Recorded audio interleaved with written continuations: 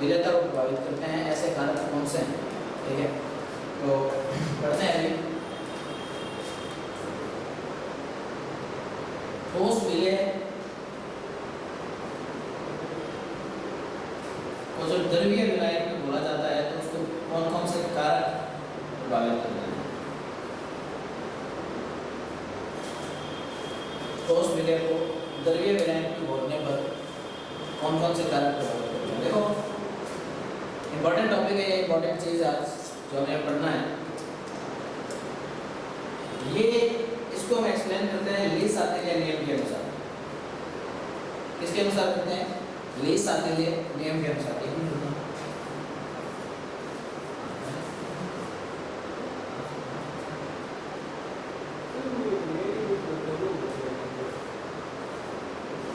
तो नेट का कोई इशू चल रहा है आज है, शायद ये थ्रू आउट ही है, हर जगह नेट के इशू है, इसकी वजह से बच्चे लाइव आ रहे हैं, वापस आ रहे हैं, फिर आ रहे हैं, फिर वापस आ रहे हैं, वॉइस क्लियरिटी नहीं है, कभी कुछ नहीं है। चलो देखते हैं, अगर आपको कोई दिक्कत हो तो पीछे मुझे बता देना मैडम। ऐसा नहीं हो कि मैं बोलता रहूँ और आपको कोई उधर से बात भी समझ में नहीं आए, मैं टॉपिक पूरा करूँ, ऐसा नहीं होना चाहिए। हो जाता है कभी कभी, या यहाँ नेटवर्क इशू अपने वजह से नहीं है, ये थ्रू आउट नेटवर्क इशू आज पूरे सुबह से तो दिक्कत हो रही है। देखो, ठोस विलेय जो है वो द्रवीय विलायक में किस प्रकार होता है, उसको प्रभावित करने वाले कारक कौन कौन से होते हैं। हम बात करते हैं सबसे पहले कि अगर कोई भी ठोस को प्रभावित करने के लिए सबसे पहला कारक हम बात करते हैं दोनों के बीच में अन्योन्य क्रिया या विलेय और विलायक की प्रवृत्ति।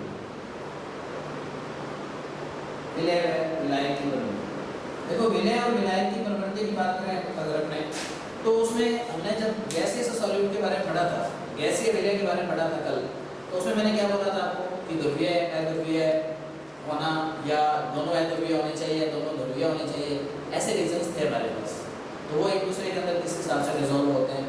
अब इसमें है कि विलेय और विलायक, ठोस विलेय में जब द्रवीय विलायक में बोला जाएगा इसको, तब भी सेम रीजन रहेंगे। विलेय और विलायक की प्रवृत्ति दोनों की एक जैसी होनी चाहिए, तभी तो वो बोलेंगे, या उन दोनों के बीच में कोई ना कोई अन्योन्य क्रिया होनी चाहिए, तब वो एक दूसरे के अंदर बोलेंगे। अदरवाइज वो अगर ध्रुवीय को अध्रुवीय में बोला जाए तो वो नहीं बोलेंगे। इसका कारण वही है कि विलेय और विलायक की प्रवृत्ति होना, ये तो सिंबल्स है। अब जो सबसे इंपॉर्टेंट है इसमें वो है तापमान। अब दाब भी नहीं है, आपको पता है कि मान लो मेरे पास ये मार्कर है ना, अभी मैं चाहता हूँ कि इस मार्कर की शेप में चेंज ला लूँ, तो शेप में चेंज कैसे ला सकता हूँ? मैं इसको प्रेस करता हूँ, मान लो इसमें कुछ ना कुछ प्रेशर डालता हूँ, प्रेशर डालने से टूट सकता है लेकिन इसकी शेप में चेंज नहीं आएगा। अगर मैं चाहूँ कि यहाँ से अभी सर्कुलर है ना, और मैं इसको चाहूँ कि रेक्टेंगल में फॉर्म में कन्वर्ट कर दूँ प्रेशर डाल के, तो नहीं हो सकता। इसका रीज़न क्या है? सॉलिड सब्सटेंस है। सॉलिड सब्सटेंस जो होते हैं वो कभी भी प्रेशर से अफेक्टेड नहीं होते, they will not affected by the pressure. Pressure से भी कोई इफेक्ट नहीं पड़ता। अगर मान लो मैं आपको ये बोलता हूँ, हमने एक एग्जांपल लिया था कि एक कंटेनर है और उस कंटेनर के अंदर पानी है और हमारे पास या वाटर है मान लो, इसमें ऊपर से आप इसमें शुगर मिक्स कर रहे हो और इसमें मान लो कोई गैस मिक्स कर रहे हो। जब हम इस पर मान लो कोई प्रेशर एक्सर्ट करते हैं, P, मान लो हमने P प्रेशर एक्सर्ट किया, लगाया, जब P प्रेशर इस पर लगाते हैं तो गैस के जो कण है, जो गैस बाहर है, तो वो तो प्रेशर की वजह से अंदर चली जाएगी, लेकिन जो चीनी है, शुगर है, उसके कण तो यही है ना। इन पे प्रेशर लगाने से ऐसा होगा कि ऊपर से प्रेशर लगाएंगे तो चीनी के कण इसमें जल्दी घुलेंगे, ऐसा कुछ नहीं होगा। इसका मतलब प्रेशर जो है वो सॉलिड को प्रभावित नहीं करता, लेकिन जो गैसीय से सॉलिड होता है, जो गैसीय विलेय होता है, उसको प्रभावित करता है। कैसे प्रभावित करता है कि दाब बढ़ाने पर गैस की विलेयता बढ़ती है, ये हमने कल पढ़ा था गैसीय विलेय वाली बात में। अब सबसे इम्पोर्टेंट चीज ये है कि विलेय और विलायक की प्रवृत्ति के बाद है कि तापमान, बहुत इंपॉर्टेंट चीज है, आपको थोड़ा सा ढंग से समझना पड़ेगा इसको। तापमान, क्योंकि जो इस टॉपिक के अंदर जो चीज हम पढ़ेंगे वो हमने 7th चैप्टर 12th क्लास में फिर से पढ़नी है, और 2017 या 18 उसके अंदर एक क्वेश्चन आया था इस टेम्परेचर वाले टॉपिक से। ठीक है, क्या क्वेश्चन आया था वो आपको भी बता देंगे। तो इस टाइप के क्वेश्चंस अब इस चैप्टर में पढ़ना है, इसको 2nd चैप्टर में पढ़ना है, और इस चैप्टर को, इस टॉपिक को 7th चैप्टर में पढ़ना है। तो तापमान कैसे प्रभावित करता है किसी भी ठोस विलेय की द्रवीय विलायक में विलेयता? देखो अगर मैं आपको ये बोलता हूँ, एक बात बोलता हूँ कि अगर हम तापमान किसी चीज़ का बढ़ाते रहेंगे तो एक निश्चित लेवल होना चाहिए, एक निश्चित वैल्यू होनी चाहिए, वहाँ तक हम तापमान बढ़ा सकते हैं। उसके बाद अगर आप तापमान बढ़ाओगे तो ऐसा जरूरी नहीं है कि उसकी विलेयता बढ़े। जैसे फॉर एग्जाम्पल अगर मान लो हम चाहते हैं कि शुगर को डिजोल्व करना है तो हम पानी में शुगर को मिला करके उसको हीट करते हैं और शुगर डिजोल्व होना स्टार्ट हो जाती है।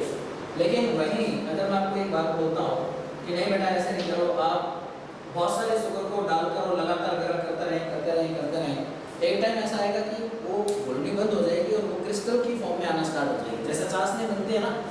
तो इसका मतलब क्या हुआ कि एक टाइम तो था कि वो घुल रही थी, लेकिन जब इसका संतृप्त बिंदु आ जाता है, सैचुरेशन पॉइंट आ जाता है, तो उसके बाद ये चीनी घुलना बंद हो जाएगी और एक गाढ़ी कंसंट्रेटेड फॉर्म के अंदर गाढ़े के रूप में ये हमें मिलना प्रारंभ होगी। तो तापमान इंक्रीज करने से सॉल्युबिलिटी बढ़ती है या घटती है, ये डिपेंड करता है ली-सातिल्य नियम पर। किस नियम पर डिपेंड करता है? ये ली-सातिल्य नियम पर। अब ये ली-सातिल्य नियम क्या होता है, ध्यान से सुनिएगा, इंपॉर्टेंट चीज।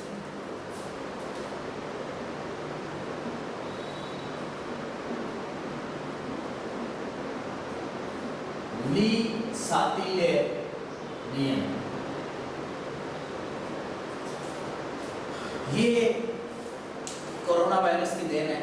अगर नहीं आता तो अब ये चीज़ जो ली-सातिल्य का फ्लेक्सिबल था, 11वीं क्लास में बच्चों के होते शायद हमने नहीं पढ़ा ली-सातिल्य नियम क्या होता है। ली-सातिल्य नियम अभी हमने इसके बारे में सिर्फ 2 चीज़ें पढ़नी है, बहुत सारे हैं इसके बारे में, 8-10 बातें हैं, अलग अलग चीज़ों के लिए अलग अलग डिफाइन होता है। तो सबसे पहले हम इसको एक नॉर्मल चीज़, नॉर्मल अपने हिसाब से पढ़ लेते हैं इसको, 2 चीज़ों के लिए जो हमें इस चैप्टर के अंदर काम आनी है। पहली बात तो आपको पता है कि 2 प्रकार की अभिक्रियाएं होती हैं, एक होती है ऊष्माक्षेपीय अभिक्रिया और एक होती है ऊष्माशोषी अभिक्रिया। ऊष्माक्षेपीय अभिक्रिया कौन सी होती है? जिसमें ऊष्मा का उत्सर्जन होता है, जिसमें डेल्टा H का मान ऋणात्मक होता है, नेगेटिव। और ऊष्माशोषी अभिक्रिया कौन सी होती है? जिसमें ऊष्मा का अवशोषण होता है। शोषी मतलब अवशोषण, ठीक है, और क्षेपी मतलब उत्सर्जित होने वाली। जब ऊष्मा का अवशोषण होता है तो डेल्टा H का मान पॉजिटिव आता है, इसका मतलब है कि ऊष्मा को अवशोषित किया गया है। तो एक तो ये अभिक्रियाओं के आधार पर बताता है तापमान, अभिक्रिया किस प्रकार की है उस हिसाब से ली-सातिल्य हमें बताता है कि विलेयता बढ़ेगी या विलेयता घटेगी। दूसरी और सबसे इम्पोर्टेंट चीज़ ये, जैसे मान लेते हैं हम एक अभिक्रिया है हमारे पास, अभी जो अभिक्रिया लिखा हूँ वो 7 चैप्टर से रिलेटेड है, लेकिन मैं आपको इसको समझाने की कोशिश करूँगा कि हमने बोला कि हमारे पास एक अभिक्रिया है N2 3H2 2NH3। यह अभिक्रिया साम्यावस्था में उत्क्रमणीय अभिक्रिया दोनों दिशाओं में चलती है। अब इसमें जो ये है आपको पता है, ये अगर दिशा है फॉरवर्ड डायरेक्शन और ये पश्चिम दिशा है बैकवर्ड डायरेक्शन, ठीक है ना। FW क्या है? Forward direction. BW क्या है? Backward direction. अगर दिशा में अभिक्रिया है और ये पश्चिम दिशा में अभिक्रिया।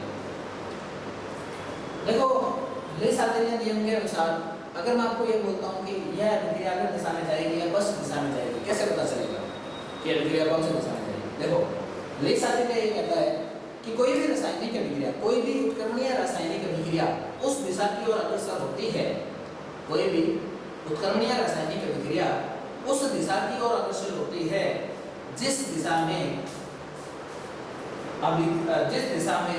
मोलों की संख्या या अणुओं की संख्या में कमी आती है। अणुओं की संख्या या मोलों की संख्या में क्या आती है? कमी आती है। या हम बोल सकते हैं कि आयतन में कमी आती है। क्या बोल सकते हैं? आयतन में कमी आती है। देखो कैसे, मान लेते हैं कि यहाँ पे इसका एक ले रहे हैं तो हम बोलते हैं कि एक आयतन N2 3 आयतन H2 से अभिक्रिया करके 2 आयतन अमोनिया बनाती है। तो ली-सातिल्य नियम के अनुसार कोई भी उत्क्रमणीय रासायनिक अभिक्रिया उस दिशा की ओर अग्रसर होती है जिस दिशा में आयतन में कमी हो, जिस दिशा की ओर आयतन में कमी हो। तो आयतन में कमी कहाँ हो रही है? यहाँ हो रही है। तो N2 + 3H2 से क्या बना? 2NH3। तो ये ली-सातिल्य नियम के अनुसार अगर आपको मैं ये ऐसे करके बोल दूं कि अभिक्रिया कौन सी दिशा में जाएगी, तो आप बोलोगे सर ली-सातिल्य नियम के अनुसार अभिक्रिया अगर दिशा में जाएगी।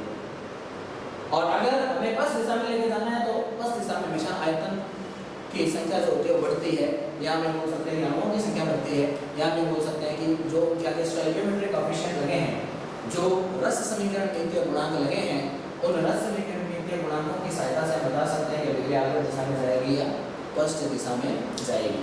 ठीक है ना?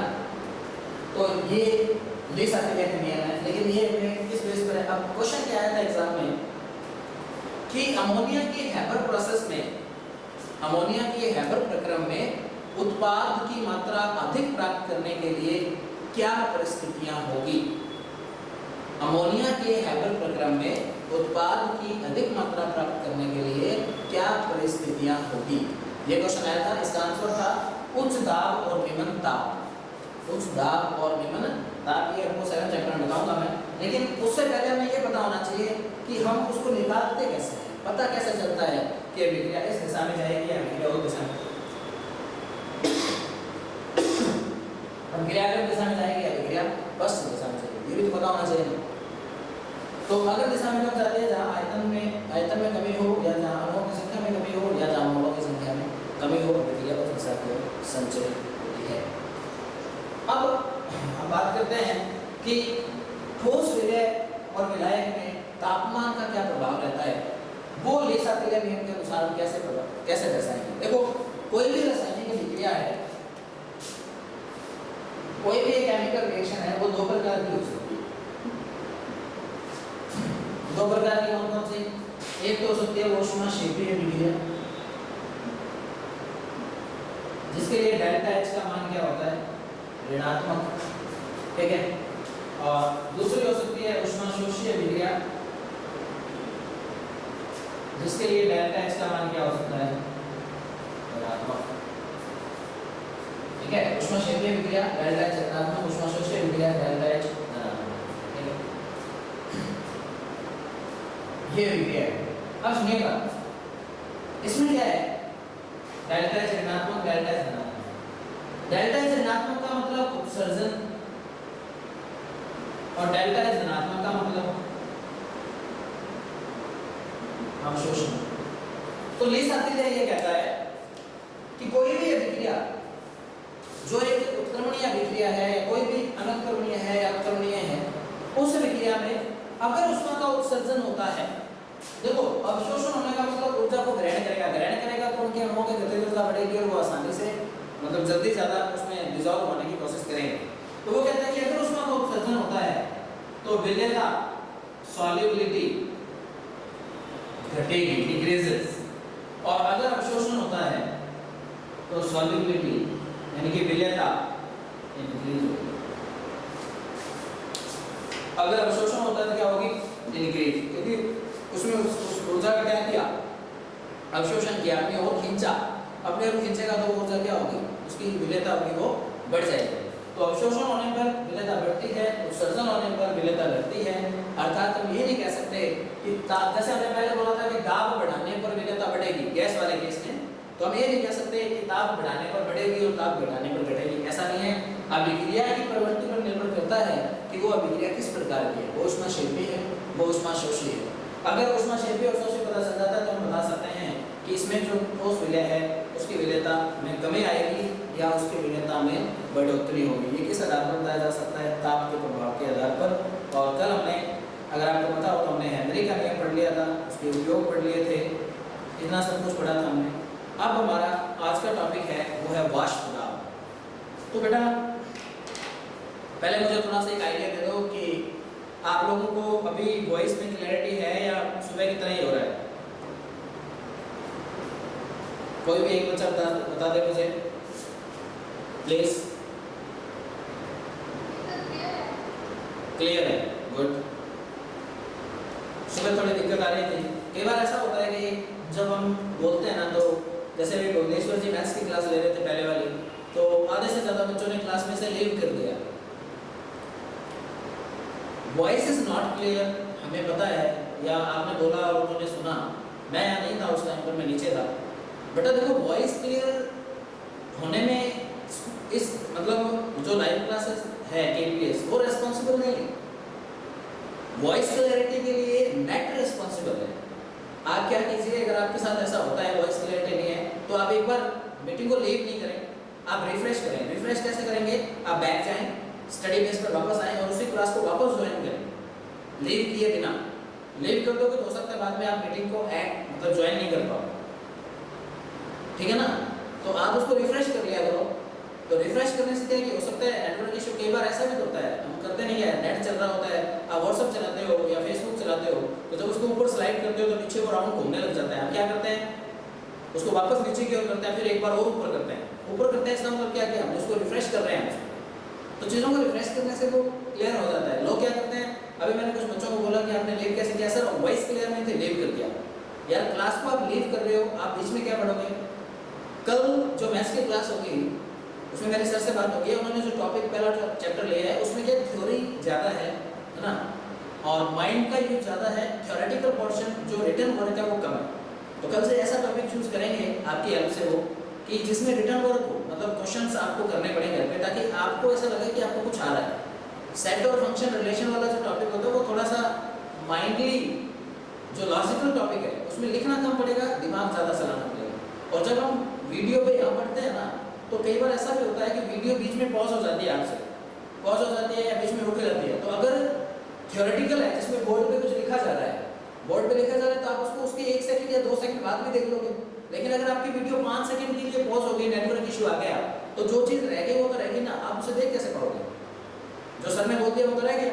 तो इससे कल हम एक ऐसा टॉपिक चूज करेंगे उसमें मैथ्स में, ताकि जो चीज़ें हैं वो क्लियर चलें और डायरेक्ट चलते रहें। आप बोर्ड पे लिखा होगा, अगर आपकी वीडियो पॉज भी होती है 5 सेकंड के लिए, तो आप उसे दोबारा देख सकते हैं। वो बोर्ड पे लिखे रहेगी 5 सेकंड में रेस तो करेगा नहीं टीचर।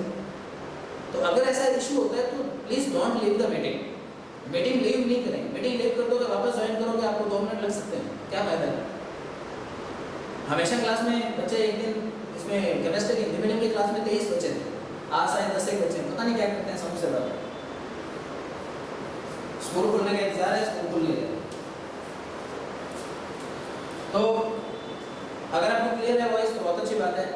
जैसे टीचर क्या कई बार धीरे बोलता ना, तो भी वो भी वॉइस कैच नहीं हो पाती मेरे से, तो उससे भी थोड़ी दिक्कत आती है। कोई बात नहीं। अभी हमने आज टॉपिक पढ़ना है बेटा वाष्पदाब। अब आप सोचोगे सर वाष्पदाब तो हमने 11th क्लास में बता दिया था, हमने पढ़ लिया था। शुरू में जब आपका 11th क्लास में डेमो सेशन चल रहा था, तो वहाँ पे मैंने आपको वाष्पदाब की परिभाषा बताई थी कि वह ताप या वह दाब जिस पर, वह दाब नहीं, वो तो अंत नाम की थी। वाष्पदाब क्या होता है कि किसी भी विलयन, द्रव्य विलयन की सतह पर वाष्प के द्वारा लगाया गया दाब वाष्पदाब कहलाता है। राहुल तो सारा आपने ज्वाइन कर रखी है, नहीं कर रखी?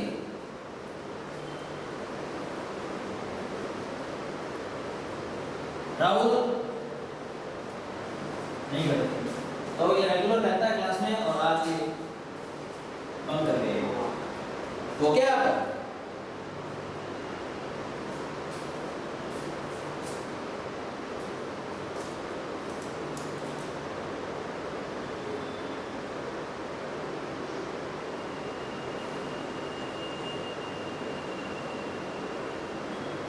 वाष्पदाब, वेपर प्रेशर। ढंग से सुनिएगा बेटा, टॉपिक अच्छा है, डेफिनेशन बहुत इजी है, कंसेप्ट थोड़ा टेढ़ा है।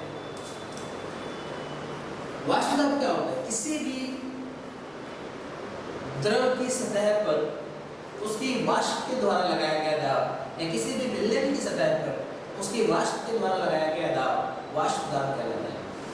ये तो रही वेट डेफिनेशन। अब मैं आपको 2 एग्जांपल लेता हूं कि एक्चुअल में वाष्पदाब क्या है। अगर हकीकत में हमने देखा जाए तो वाष्पदाब को हम कैसे डिफाइन कर सकते हैं? हम 2 कंटेनर लेते हैं बेटा,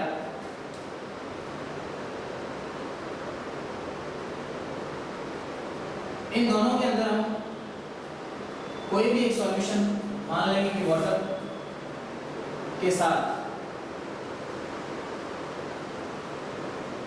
आपको एज्यूम करना है कि दोनों कंटेनर सेम साइज के हैं। इसके अंदर मान लो कि मैंने वाटर फिल किया है,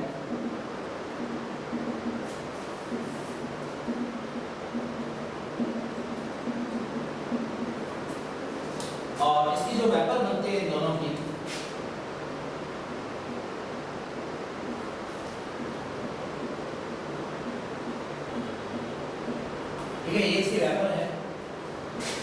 कंटेनर ए है, कंटेनर बी है। ढंग से सुनना, आपको आंसर करना पड़ेगा ये क्वेश्चन।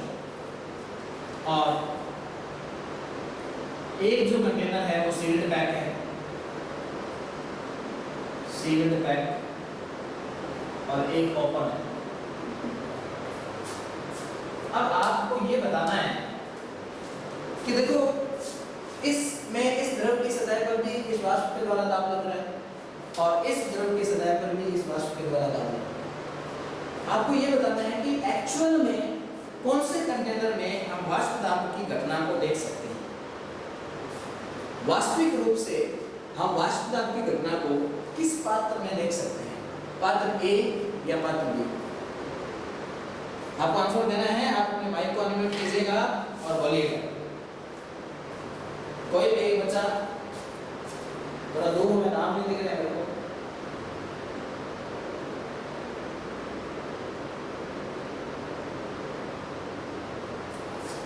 बोलिए बेटा, कोई भी।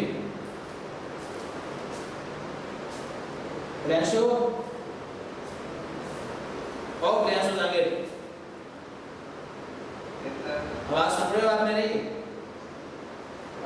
बताइए सर, आपके सामने दो पात्र हैं, दोनों पात्रों में से कौन से पात्र में वास्तविक वाष्प दाब की घटना दिखाई देगी आपको? ए में दिखाई देगी। Very good. तेज सिंह नाम का, सॉरी अमर सिंह नाम का बच्चा है इधर। अमर सिंह, मेरी आवाज सुन रहे हो क्या? सुन रहे हो बेटा? तो आप बताइए कि पात्र ए में ही वास्तविक वाष्प दाब की घटना क्यों दिखाई देगी, पात्र बी के साथ क्या लोचा है? व्हाट इज द लोचा? ए में अच्छा, ए बंद है तो बी के क्या चक्कर है? बी खुला है। हाँ, तो बी खुला है तो क्या होगा? वाष्प जो है वो तो इसके ऊपर दाब लगाएगी ना, या नहीं लगाएगी? Very good, nice, thank you. देखो बेटा, ये तो एक बहुत ही मतलब जनरल चीज थी, लेकिन कंसेप्चुअल बेस कैसे हुई? सुनते हैं इसके बारे में, जरा गौर फरमाइएगा, सुनिएगा थोड़ा। मैंने ये बोला आपको कि दोनों पात्र में से किसी भाई साहब ने, प्रियांशु जागीर ने बताया और तेज सिंह ने उसको, सॉरी अमर सिंह ने उसको आंसर किया कि सर ये कंटेनर ऊपर से सील्ड पैक है। मैंने कहा बहुत अच्छी बात है, सील्ड पैक है, ये ओपन है। तो अमर सिंह ने बोला कि सर यहाँ जो वाष्प आएगी वो बाहर चली जाएगी। बहुत अच्छी बात है, जाएगी, खुली चीज है तो जाएगी ना, बाहर रोकेगा कौन उसको? ये तो नहीं जाएगी। एक छोटी सी चीनी सी बात बोल रही थी, सुनिए ना, ये बाहर तो चली जाएगी वेपर, नो डाउट, लेकिन जब ये बाहर जाएगी तो ऐसा पहले कि यहां से वेपर बनी और डायरेक्ट जंप करके यहां चलेगी, वो जाएगी तो इसके ऊपर से ना, और जब इसके ऊपर से बाहर जाएगी तो इसका मतलब जब वो यहाँ है तो वो कुछ ना कुछ प्रेशर पक्का एक्सर्ट करेगी इसकी सरफेस पर। समझ रहे हो मेरी कहानी में क्या कहना चाह रहा हूं? नहीं समझ रहे हो तो एक बार फिर सुनो। आपने बोला सर वाष्प बाहर जाएगी, मैंने बोला जाएगी जी, 110% जाएगी। आपकी बात सात्विक सत्य है, कोई नहीं टाल सकता, लेकिन बाहर जाएगी, ऑब्वियस सी बात है, लेकिन फिर भी ये यहाँ से जंप करके तो जाने से नहीं जाएगी। कैसे? पहले ये वेपर बनेगी यहाँ पे। अब ये जो वेपर है ना, चाहे वो यहाँ है, चाहे यहाँ है, यहाँ है, कहीं भी है, हैं?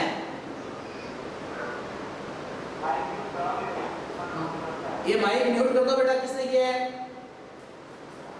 देखो, अब ये जो वाष्प है ना, ये वाष्प कुछ ना कुछ बल या दाब इस पे पक्का लगाएगी, ये तो मैं आपको 100% कहता हूँ।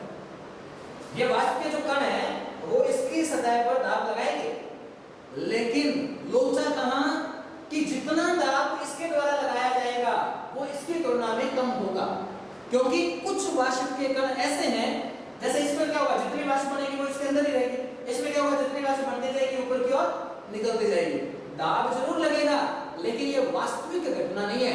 वास्तविक घटना कहां देखी जाती है? जहां पर हमेशा कंटेनर सील्ड पैक हो, बंद पात्र होना चाहिए।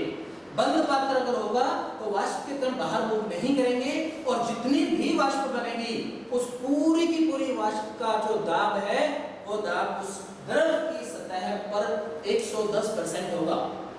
तो वास्तविक घटना के लिए अब हम क्या बोलेंगे, किसी भी बंद पात्र में द्रव की वाष्प के द्वारा उसकी सतह पर लगाया गया दाब वाष्प दाब कहलाता है। We need to add this बंद पात्र, हमें जो बंद पात्र की बात है वो हमें ऐड करनी पड़ेगी, क्योंकि बंद पात्र नहीं होगा तो एक्चुअल प्रेशर हम ऑब्टेन नहीं कर पाएंगे। वास्तविक रूप से हमें पता नहीं चलेगा कि एक्चुअल में प्रेशर कितना है, वास्तविक रूप से हम कितना दाब उसकी सतह पर लगा रहे हैं वो नहीं पता चलेगा। बात समझ में करनी है। अब एक और बात कर लेते हैं छोटी सी, अरे 1 मिनट इज लेफ्ट, कोई बात नहीं। वाष्प दाब को प्रभावित करने वाले कारक हैं वो हम कल पढ़ेंगे, और कल आपके साथ में एक छोटी सी चीज और करने वाला हूं। कल हम पढ़ेंगे विलेय और अविलेय। विलेय दो प्रकार के होते हैं, ठीक है, सॉरी विलेय होते हैं वो दो प्रकार के होते हैं, वाष्पशील और अवाष्पशील, वोलेटाइल एंड नॉन वोलेटाइल। वाष्पशील मतलब जो वाष्पित होने की टेंडेंसी रखते हैं वो होते हैं वाष्पशील, और अवाष्पशील वो जो वाष्पित नहीं होते हैं। For example alcohol is an वाष्पशील सॉल्यूट, जो अल्कोहल है जो हम लैब में यूज करते हैं एथाइल अल्कोहल, कोई भी अल्कोहल हो वो अल्कोहल क्या है, वाष्प नेचर की होती है। जैसे घर पे अगर आप अल्कोहल का यूज करके घर पे एंटर करते हैं, एंटर करते ही पता चल जाता है भाई ने आज माहौल बनाया है, और उधर मम्मी माहौल बनाती है ना, कभी कभी पापा भी सर डाल लेते हैं काम। तो इसका कारण है वाष्पशील नेचर का होना। और शुगर जो है, चीनी या कुछ ऐसे ग्लूकोज है, स्टार्च है, ये अवाष्पशील प्रकार के विलेय होते हैं। तो इसके बारे में हम कल ढंग से डिस्कस करेंगे। आप सभी से